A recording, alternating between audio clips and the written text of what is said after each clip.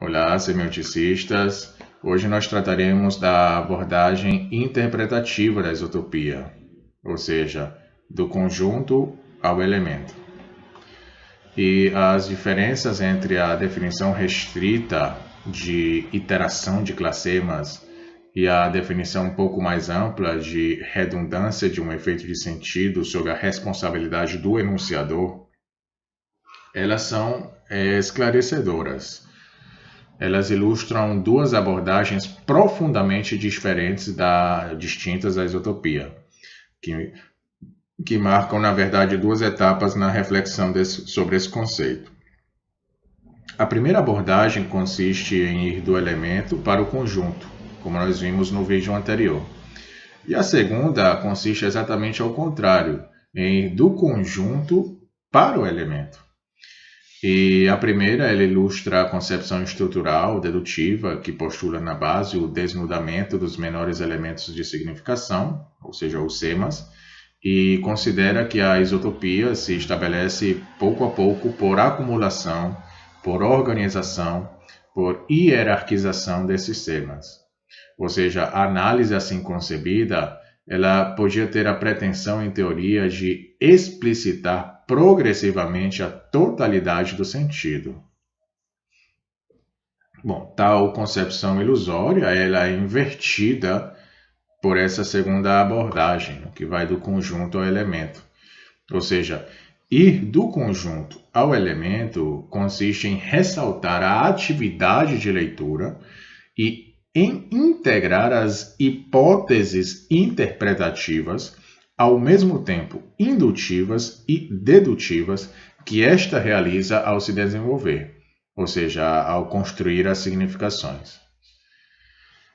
Esse método considera que a coerência de um texto assenta de início em uma suposição de isotopia.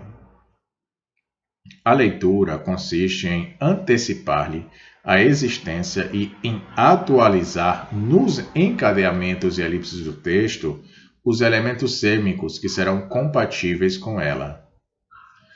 Nós podemos ilustrar o fenômeno do qual nós estamos tratando considerando o exemplo famoso do linguista Chomsky, que ele havia proposto como o caso típico de enunciado gramatical mais assemântico, onde ele diz: as ideias verdes incolores dormem furiosamente. É um enunciado gramatical onde existe artigo, substantivo, depois um adjetivo, depois outro adjetivo, depois um verbo, depois um advérbio, um complemento adjunto adverbial. Existe um sujeito, existe um predicado, no entanto, é um enunciado assemântico. E a concepção estrutural estrita da isotopia, ela não pode senão confirmar a ausência de coerência semântica nesse fragmento, ou seja, nenhum classema liga os sememas. Os termos sucessivos só exibem traços contraditórios e incompatíveis. E esse enunciado, abre aspas, as ideias verdes incolores dormem furiosamente, fecha aspas. Esse enunciado é aisotópico.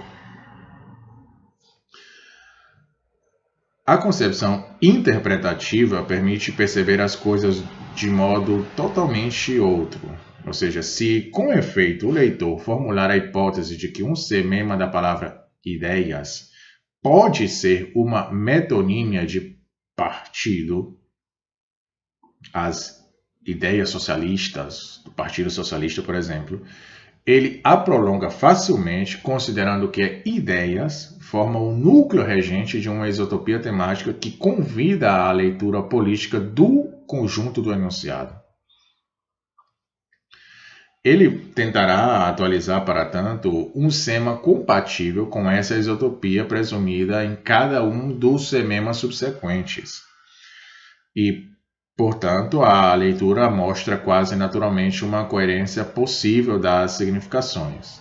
Ou seja, as ideias verdes seriam as opiniões ecologistas. Incolores, talvez seja nem de esquerda nem de direita.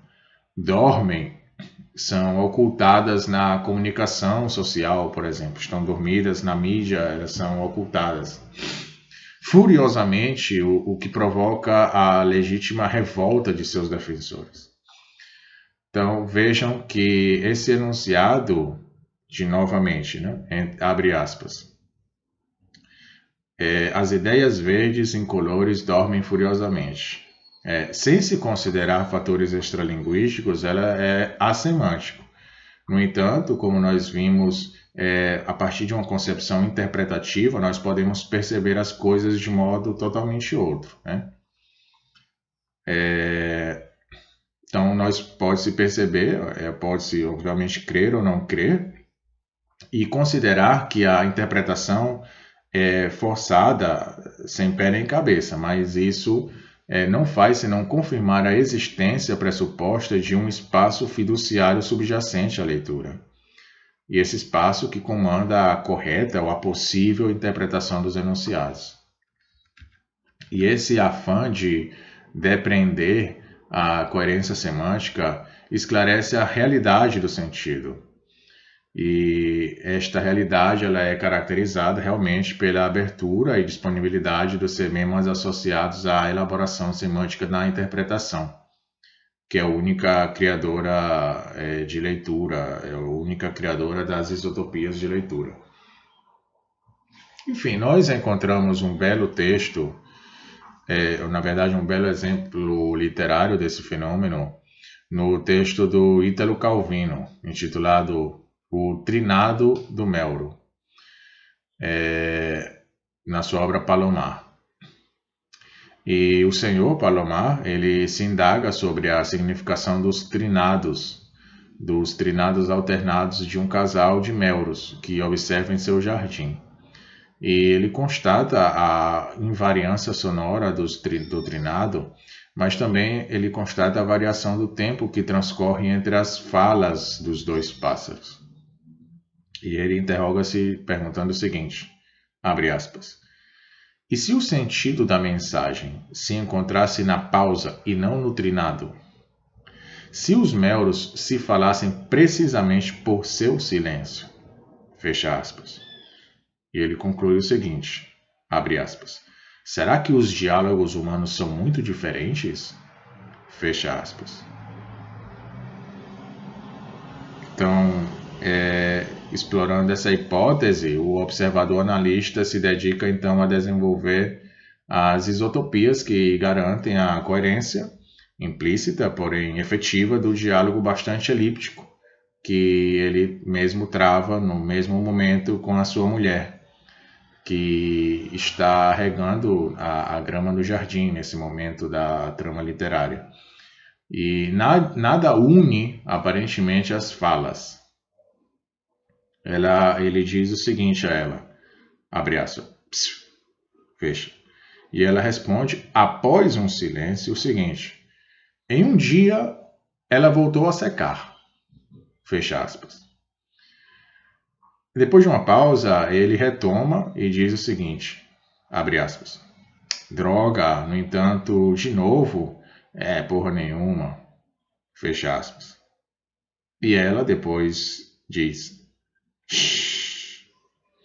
você os está assustando, atestando pela anáfora e pela segunda pessoa que se tratava de fato entre os dois esposos de um diálogo bem coerente, pondo em cena a um só tempo os saberes compartilhados, a confiança estabelecida de sua relação e o leve conflito que os opõe quanto à prioridade de seu vínculo com os melros do jardim.